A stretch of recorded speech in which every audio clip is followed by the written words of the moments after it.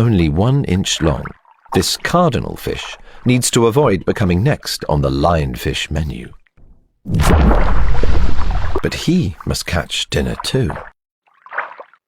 Huge, light-sensitive eyes help pinpoint small prey in the dark.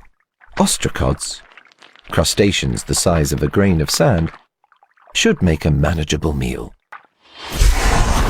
But he's bitten off more than he can chew.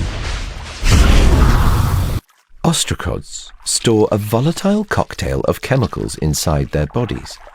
If attacked, the compounds mix, igniting an explosion of bioluminescence brighter than a flashlight and leaving such a bad taste that the cardinal fish spits it out unharmed. And this crustacean's escape plan is even more brilliant. The flash is so bright, it not only blinds,